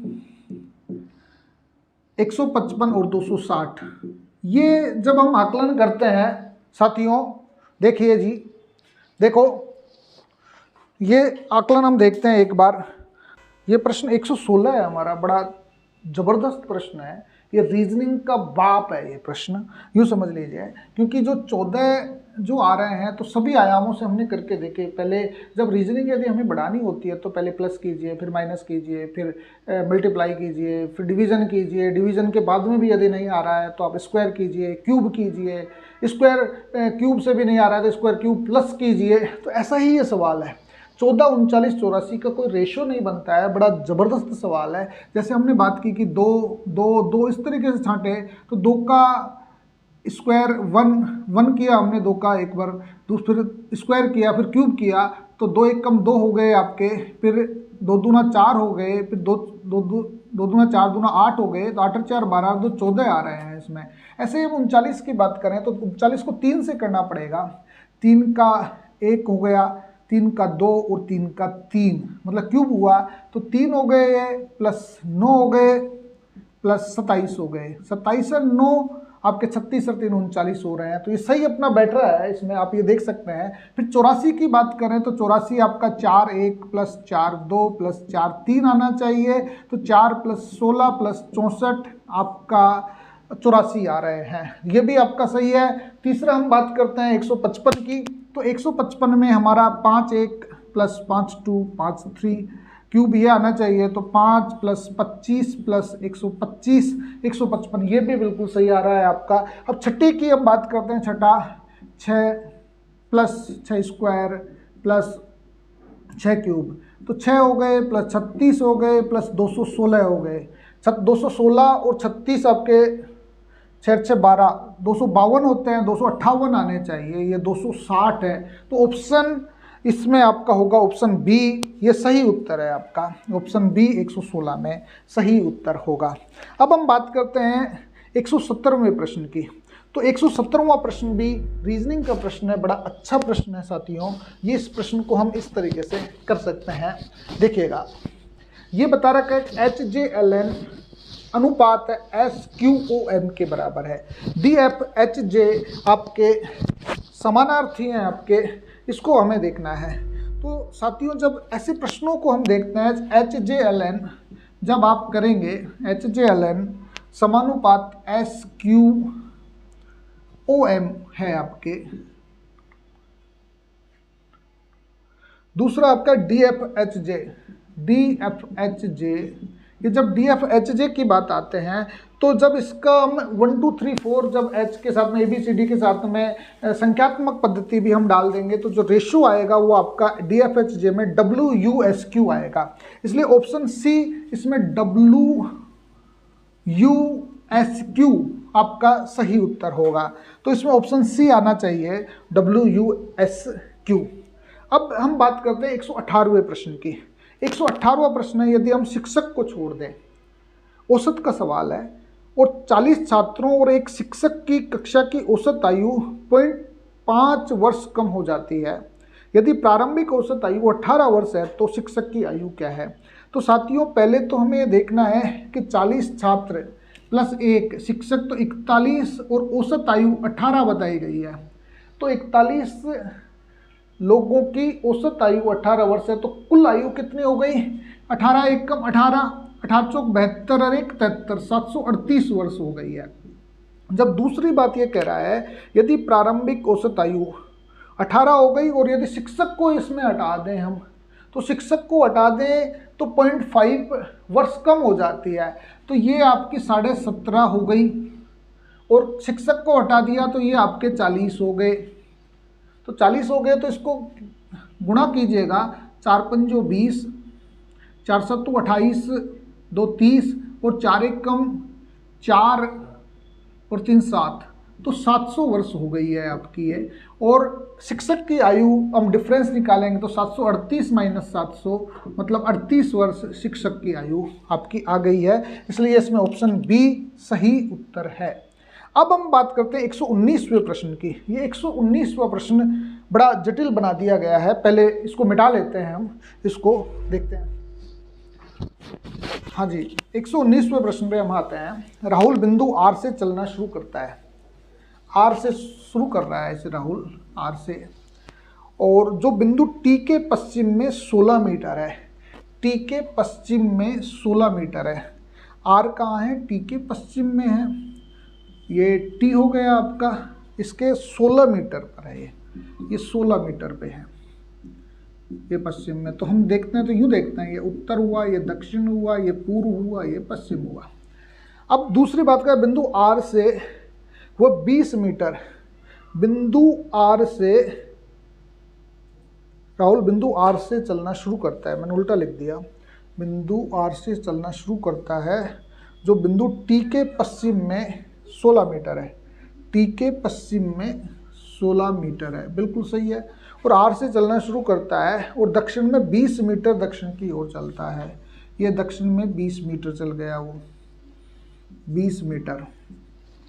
अब ये आता है कि वह दाएं मुड़ता है, अब दाएं मुड़ रहा है और 10 मीटर चलता है, दाएं मुड़कर वो बेसिकली 10 मीटर चलता है, ये 10 मीटर चलता है, हाँ 10 मीटर चलता है। और बात ये आता है कि फिर वो दाएं मुड़ता है और 6 मीटर चलता है, जब वो दाएं मुड़कर कहाँ चल जाता है, वो 6 मीटर चल जाता है, 6 मीटर चलता है, 6 मीटर। फिर ये बात आती है कि फिर वह दाएं मुड़ता है, 6 मीटर चलता है, फिर वह दाएं मुड़ता है और 26 मीटर चलता है, फिर वो दाएं मुड़कर 26 मीटर यहाँ वापस आ जाता है, ये 26 मीटर चलता है, 26 मीटर चलता है और बिंदु बी पर रुक जाता है, बिंदु बी पर रुक जाता है। यदि बिंदु सी और बी के मध्य क्या दूरी है, बिंदु सी और बी के मध्य साथियों 10 मीटर की दूरी इसमें डेवलप होती है, क्योंकि 16 और 6 के मध्य में ये आता है, तो ये हमारा 10 मीटर, ऑप्शन बी इसमें सही उत्तर होगा। अब हम बात करते हैं 120वें प्रश्न की। 21 पुरुषों की एक पंक्ति में मनीष को दाईं ओर 4 स्थान सरकाया गया है, 21 स्थान टोटल है, और 21 स्थानों में मनीष को दाईं ओर 4 स्थान सरकाया गया है। और बाईं छोर से देखिए, ये आपका दायां छोर हो गया, ये आपका बायां छोर हो गया, और इसमें बाईं छोर से वो क्या हो जाता है, 12वां स्थान पे आ जाता है, यहाँ से वो 12वें स्थान पे आ जाता है। और दाएं छोर से उसके पूर्व में स्थान क्या था, जब इसको यहाँ 4 सरकाया गया इधर को, तो सीधा सा बात यह है कि उसका स्थान 14वां स्थान था। इसमें ऑप्शन सी सही उत्तर होगा, 120 में सी उत्तर सही होगा। अब 121वां प्रश्न है साथियों, इसमें है कि इसमें कितने त्रिभुज हैं। ये त्रिभुज की जब गणना हम करते हैं तो इसमें एक तो लोग फॉर्मूला लगाते हैं, लेकिन मैं फॉर्मूले में विश्वास नहीं करता। आप इस तरीके से इसको बनाएंगे, बनाने के बाद में इसको रखेंगे, तो मैं तो ये चाहता हूँ कि यदि आप ऐसे प्रश्नों का जवाब देना है, इसमें नेगेटिव मार्किंग तो नहीं है, लेकिन नेगेटिव मार्किंग होती है तो हमें क्या करना है, नेगेटिव मार्किंग है तो सब में आपको ABCD मार्क कर देना है, ABCDEFGHI, इस तरीके से आपको मार्किंग करनी पड़ेगी। फिर एक एक त्रिभुज का हमें गणना करनी पड़ेगी। यदि हम RS का एग्जाम्स देते हैं या कोई दूसरा एग्जाम्स ऐसे देते हैं जो नेगेटिव मार्किंग लिए होते हैं, लेकिन ऐसे प्रश्नों का उत्तर यदि आपके पास टाइम नहीं है तो सर्वाधिक जो चीज़ें होती है वो उत्तर दिया जा सकता है। इसमें 16 आपका सही उत्तर बन रहा है। 121 में 16 त्रिभुज इसमें आपके बनते हैं और इसको आकलन करके भी आप देख सकते हैं। 122वां प्रश्न है आपका, जो बताया गया है कि दी गई प्रश्न आकृति का सही दर्पण प्रतिबिंब चुने। जब दर्पण को रेखा AB पर रखा जाए, जब दर्पण को रेखा AB पर रखा जाए, तो देखिएगा साहिब कि ये ए और बी के हिसाब से दर्पण बताया गया है। और जब हम दर्पण को देखते हैं तो दर्पण में स्थितियाँ क्या बनती है? दर्पण में स्थिति ये बनती है कि हमारा बायां दायां हो जाता है और दायां बायां हो जाता है। इसमें बायां दाएं की स्थिति वाला विकल्प ए बताता है, इसलिए ऑप्शन ए इसमें सही उत्तर होगा। अब हम बात करते हैं कि 123वें प्रश्न की। अब 123वां जो प्रश्न है वो ये कहता है कि 2 उम्मीदवारों ने एक चुनाव लड़ा, उनमें से एक ने कुल डाले गए मतों के 65% मत प्राप्त किए और 420 मतों से विजय हो गया। यदि कोई मत अमान्य घोषित नहीं हुआ है तो डाले गए मतों की संख्या बताइए। तो साथियों हम बात ये करते हैं कि यदि 100 मत मान लेते हैं और 100 मत में से 65% मिले हैं, तो पहले को तो मिल गए 65%, दूसरे को मिले 35%, और ये दोनों का अंतर हमने यहाँ देखा है कि 420 है, 420 है। सीधा सा मतलब है कि 2 उम्मीदवार थे, एक को 65% मिले तो हमने 65% लिख दिया, दूसरे को 35 मिले तो 35% लिख दिया, और उसका अंतर 420 है तो माइनस कर दिया। बिल्कुल put the value get the answer. अब लेंगे 100 का लघुत्तम हमने लिया तो 100 आए, 65 में से 35 गए तो आपके 30 बचे, बराबर 420 हुए। अब हम क्या करेंगे कि 420 गुना 100 वज्र गुणा करेंगे और 30 से कर देंगे, तो ये हो गए आपके 14 × 3 = 42, 140, ये 1400 आ गए। तो 1400 टोटल मत डाले गए थे। ऑप्शन बी इसमें सही उत्तर है। अब हम बात करते हैं 124वां प्रश्न, जो लॉजिकल रीजनिंग का प्रश्न है। गुणवत्ता का एक मूल्य टैग होता है। बिल्कुल सही बात है, quality has a price tag. मूल्य टैग होता है, प्राइस टैग है, जो ज़्यादा गुणवत्ता उतना ही ज़्यादा उसकी वैल्यू। भारत शिक्षा के लिए बहुत सारा धन आवंटित कर रहा है, तो धन आवंटित कर रहा है तो उसका मतलब क्या है? भारत में शिक्षा की गुणवत्ता में जल्द ही सुधार होगा। अकेले वित्त पोषण शिक्षा की गुणवत्ता को बढ़ा सकता है। साथियों ये जो क्वालिटी है जो प्राइस टैग कह रहा है, तो प्राइस टैग एजुकेशन या किसी प्रोडक्ट की वैल्यू को बता रहा है, न कि फंडिंग को बता रहा है। इसलिए पैसा ज़्यादा लगाना गुणवत्ता का प्रतीक नहीं होता। तो इसमें ये कह रहा है कि शिक्षा की गुणवत्ता में जल्दी सुधार होगा। ऐसा कोई हम नहीं कह सकते कि शिक्षा की गुणवत्ता में पैसा देने से सुधार हो सकता है। दूसरा, अकेले वित्त पोषण शिक्षा की गुणवत्ता को बढ़ा सकता है, अकेला वित्त पोषण नहीं बढ़ा सकता। इसलिए दोनों विकल्प इसका अनुसरण नहीं करते हैं, इसलिए 124 में सी उत्तर होगा। अब हम बात करते हैं 125वें प्रश्न की। तो 125वां प्रश्न कह रहा है ए बी की बहन है। ए जो है आपकी, ये ऐसा करते हैं कि महिला को तो हम गोल चिन्ह से सूचित कर देते हैं और पुरुष को हम चौकोर चिन्ह से प्रदर्शित करते हैं, या यूँ कहें कि वर्गाकार आकृति में कहते हैं। तो ये कह रहा है कि ए बी की बहन है। ए क्या है? हमारी बी की बहन है। तो ये बहन हो गई इसकी, और ए हमें पता नहीं है, वो बी हमें पता नहीं है कि वो बहन है कि भाई है। सी बी की माता है। ये जो सी है आपकी बी की माता है, ये माता हो गई आपकी, है ना। फिर हम बात करते हैं डी सी का पिता है। डी जो है सी का पिता है, ये डी हो गया आपका सी का पिता। डी सी का पिता है, ये हो गया। फिर हम बात करें ई डी की माता है। ई है वो डी की माता है। गजब, ई डी की माता है, ई डी की माता हो गई। अब हम बात करते हैं ए किस प्रकार डी से संबंधित है। ए किस प्रकार किससे संबंधित है? ये किससे संबंधित है? तो सीधा से ये हुआ कि सी माता है, ये पिता है, नाना होना चाहिए, नाना होना चाहिए ये तो, और नाना होता है तो ये पोती हुई आपकी, वो दोहिती हुई आपकी, ये दोहिती से जुड़ा होता है, दोहिती इसमें नहीं है, इसमें पोती दे रखा है, इसलिए ऑप्शन ए पोती मान सकते हैं, बाकी ये पोती नहीं है, दोहिती से जुड़ाव है, इसमें पोती नहीं हो सकता।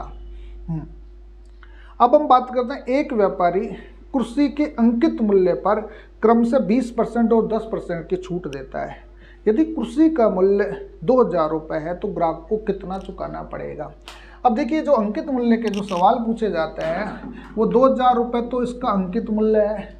एक बार वो 20% बट्टा दे देता है तो मतलब 80% रख दिया उसने। दूसरी बार वो देता है कि सब 10% दे रहे हैं हम, दूसरी बार 10% दे दिया तो मतलब 90% ही रह गया है इसका, तो हमारी वैल्यू आ जाएगी। ये दो काट दीजिए, इसको 2 काट दीजिए, तो 8 9 72, 72 दूना 144, तो 1440 रुपये इसकी वैल्यू हो जाएगी। ऑप्शन बी आपका सही उत्तर होगा। अब हम बात करते हैं 127वें प्रश्न की।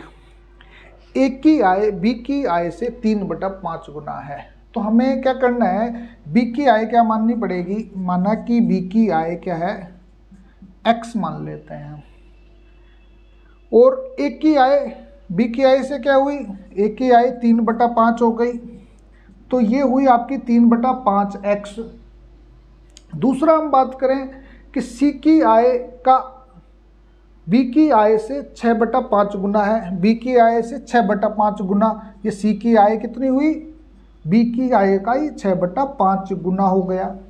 ठीक है साथियों, हमारे पास में ए बी सी की वैल्यूज आ गई है। अब सी की आय ए की आय का कितना गुना है, हमें सी की आय और ए की आय का गुना है, अनुपात है, अनुपात पूछ रहा है साथियों। तो ये ए की आय तो कितनी हुई आपकी, ए और सी में पूछ रहे हैं ना, सी की आय का मतलब पहले सी बताएंगे हम, 6/5x का 3/5x, अनुपात पूछ रहा है तो इसमें x से तो x कट जाएगा, और 6/5 फिर वज्र गुणा करेंगे 5/6, 5/3, तो 5 से 5 कट गए, 6/3, तो मतलब 2:1 हो गया।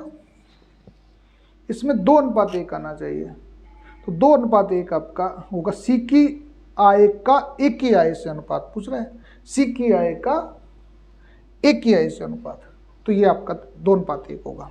अब हम बात करते हैं, एक निश्चित राशि पर 5% की दर से 2 वर्षों के लिए साधारण ब्याज और चक्रवृद्धि ब्याज के बीच का अंतर 25 है। देखिए साथियों, जब हम साधारण ब्याज के सवाल करते हैं और चक्रवृद्धि ब्याज का करते हैं तो चक्रवृद्धि ब्याज ज़्यादा आता है, ये तो कॉमन सेंस है। तो चक्रवृद्धि ब्याज का करना है तो मान लिया हमने मूलधन कितना मान लिया, x मान लिया, और कह रहा है कि 5% कर दिया, तो हमने x गुणा 105/100 गुणा 105/100 कर दिया 2 वर्ष का, और इसमें से अंतर कर दिया हमने माइनस, यहीं कर लेते हैं।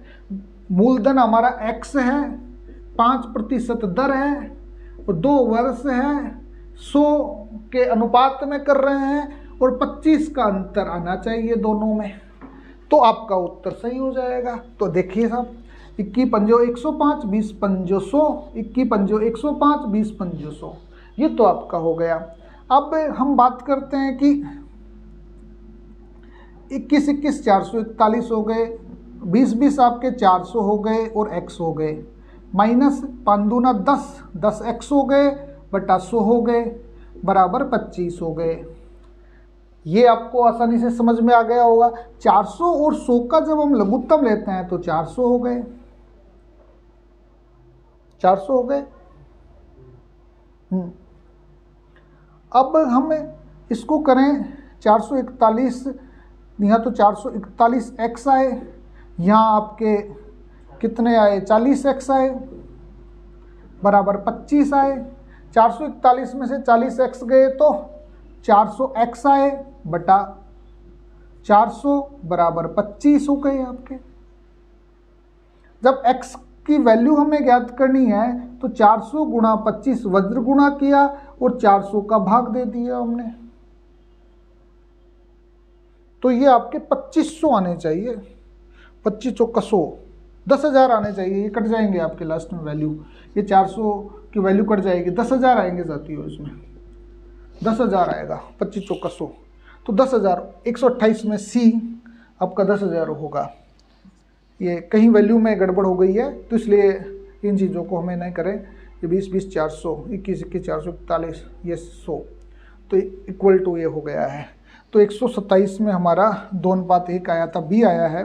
अब हम बात करते हैं कौन सा आरेख पेड़, सागौन और सैलामेंडर के बीच में। सैलामेंडर एक जीव है और पेड़ और सागौन, पेड़ के अधीन सागौन होता है, तो इसमें ऑप्शन ए आपका सही बैठता है। एक विकल्प तो ये बैठ गया, दूसरा ऑप्शन ए इसमें सही उत्तर है। तीसरा हम 130 के उसमें जाते हैं। सांकेतिक भाषा में ट्रिपल का अर्थ DMOQHS माना जाता है और विक्ट्री का अर्थ क्या होगा? ये बड़ा जटिल प्रश्न है साथियों। जो लोग रीजनिंग को इजी लेते हैं वो रीजनिंग इजी नहीं है। रीजनिंग में दिमाग लगाना पड़ता है, जितना आप दिमाग लगाएंगे उतना आपका सही हो जाएगा। इसमें T का S से जुड़ाव रखा है, इसमें R का H से जुड़ाव रखा है, इस तरीके के जुड़ाव रखे हैं। उसके आधार पर जब आप देखेंगे तो विक्ट्री का अर्थ BUJBUNSX आएगा, UJBUNX आएगा विक्ट्री का अर्थ। आप इसको देख लीजिएगा अल्फाबेटिकली, उसमें उत्तर देने पर 130 में आपका बी ऑप्शन होगा। अब हम बात करते हैं नाटक के अंत में। अब हिंदी के सवाल आ गए हैं आपके। नाटक के अंत में प्रयुक्त मांगलिक पद के लिए सार्थक शब्द है। देखिए ये हिंदी के सवाल है और हिंदी में जो मांगलिक पद में मंगल वाक्य गाए जाते हैं नाटक में, शुरुआत में भी अंत में भी, तो ये मंगल वाक्य, मंगलाचरण जो किया जाता है, ये 131 में बी उत्तर आपका सही होगा। अब हम 132वें प्रश्न की बात करते हैं। अलोकेशन शब्द का हिंदी पारिभाषिक शब्द नहीं है। अलोकेशन शब्द सही है, निष्ठा आप लॉयल्टी होता है, समायोजन एडजस्टमेंट होता है, संबंधन अटैचमेंट होता है, और नियतन कह दो चाहे आवंटन कह दो, अलोकेशन होता है। इसमें ऑप्शन डी आपका सही उत्तर होगा। अब हम 133वें प्रश्न पे जाते हैं। विलोम शब्द की दृष्टि से संगत विकल्प का चयन कीजिए। तो देखिए संगत विकल्प की बात करते हैं। विलोम की दृष्टि से आज्ञा अवज्ञा होता है, लेकिन अधुना का नूतन नहीं होता। अस्ति का नास्ति होता है, अधम का उत्तम होता है, अज्ञ का विज्ञ होता है, अग्र का पश्च होता है। बी ऑप्शन इसमें सही होगा, क्योंकि अब्र का अन्य नहीं होता, इसलिए ऑप्शन बी इसमें सही उत्तर होगा। अब 134वें प्रश्न की हम बात करें कि किस विकल्प के सभी शब्दों में उपसर्ग और प्रत्यय दोनों का प्रयोग हुआ है। बड़ा शानदार प्रश्न है, जिसमें हम बात करें कि ऑप्शन डी पे सीधे जाएं। विचारणीय में वी और ई प्रत्यय हो रहा है, पारिवारिक में परिवार धन इक, उत्पत्ति में उत्पत्ति धन इक, ये बैठ रहा है। डी नहीं बैठ रहा है इसमें, अवगत भी नहीं बैठ रहा, अवधि भी नहीं बैठ रहा, फैनिल, शामिल, जटिल। ये बड़ा जबरदस्त प्रश्न है।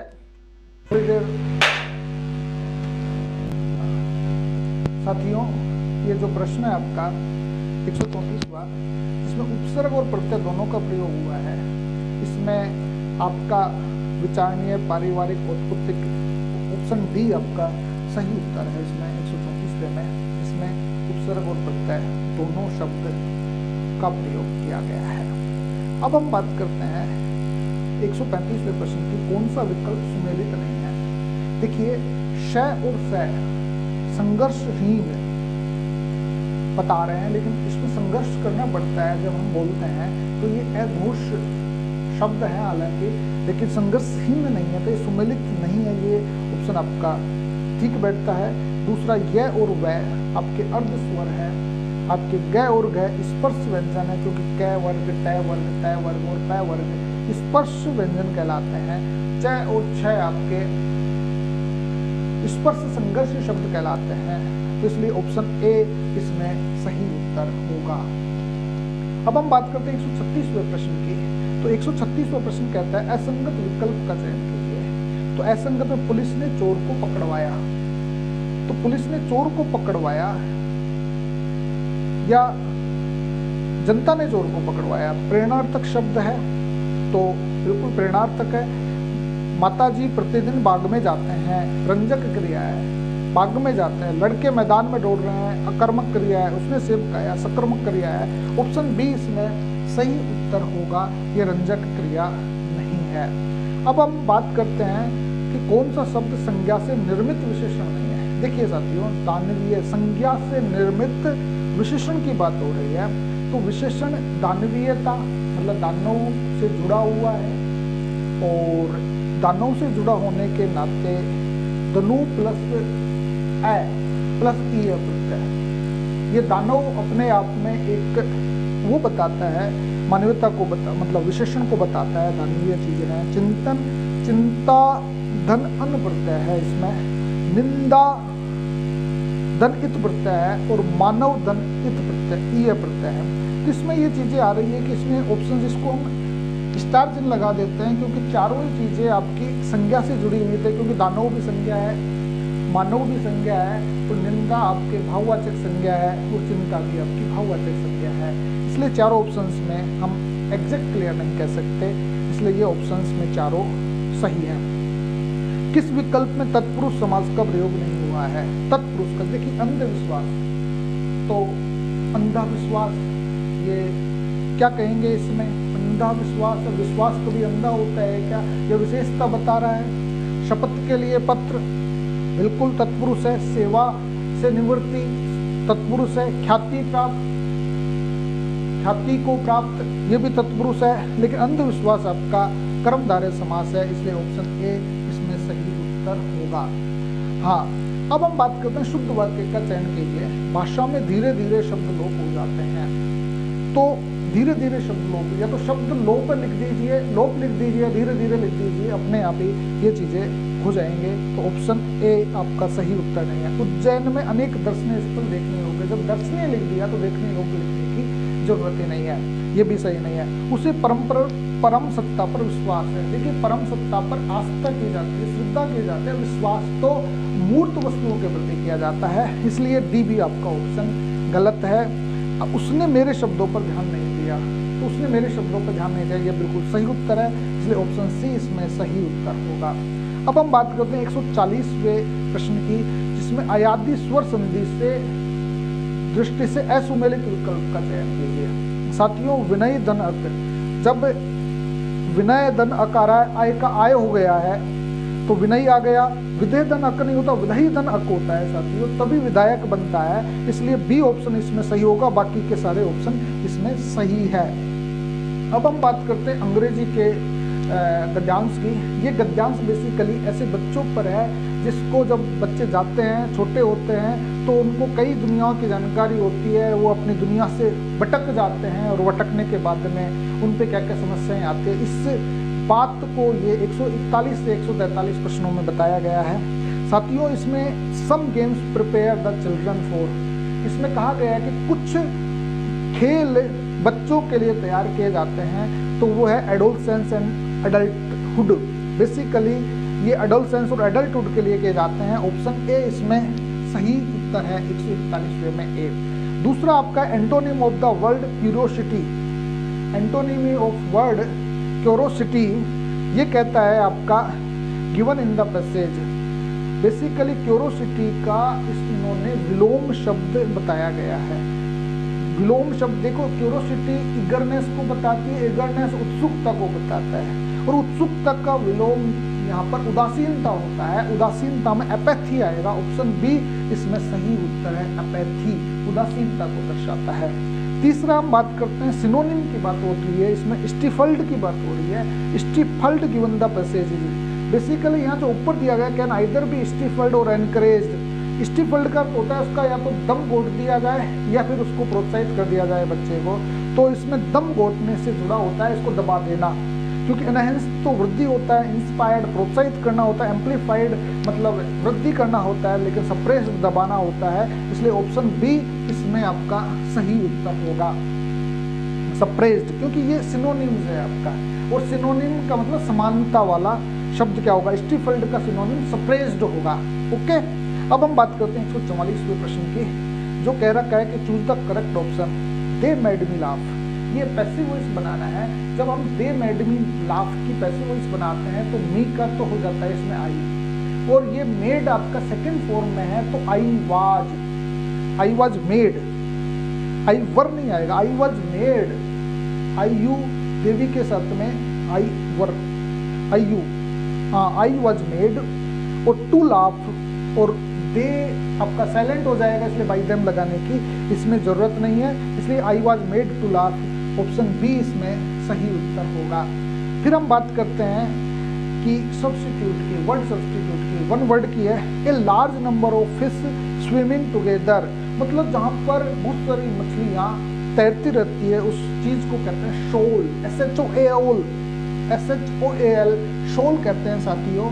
ये शोल आपका सही है क्योंकि लिटर एक उथले हुए पानी को बताता है, टूप अलग चीज है, स्वार्म आपकी अलग चीजें हैं।